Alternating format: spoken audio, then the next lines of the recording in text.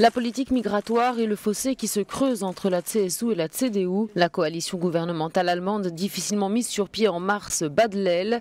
Pour la première fois depuis des décennies, les deux partis frères se sont réunis séparément au Bundestag. Ce jeudi, la chambre basse du Parlement a suspendu sa séance, laissant la place à des réunions de crise.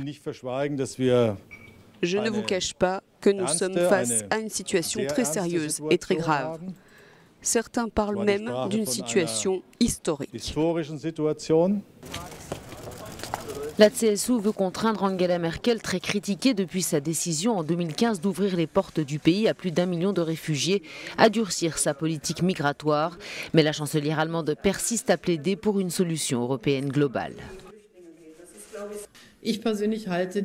À titre personnel, je pense que l'immigration illégale est l'un des plus grands défis de l'Union européenne. Et c'est pourquoi je pense que nous ne devons pas agir de façon unilatérale, sans concertation, ni agir au détriment de pays tiers.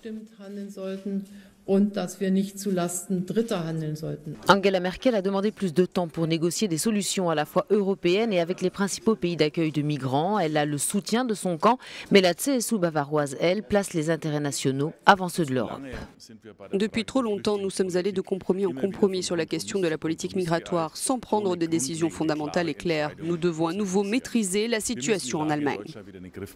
Le ton pourrait monter encore d'un cran. Le ministre de l'Intérieur, Horst Schöffer, qui est aussi chef de la CSU, a prévenu, si la chancelière ne revoit pas sa copie en matière d'immigration, il imposera dès lundi par décret son plan directeur migratoire. Un plan qui prévoit de refouler à la frontière les demandeurs d'asile arrivant en Allemagne s'ils ont été enregistrés par un autre pays de l'Union européenne. Un plan bloqué par Angela Merkel.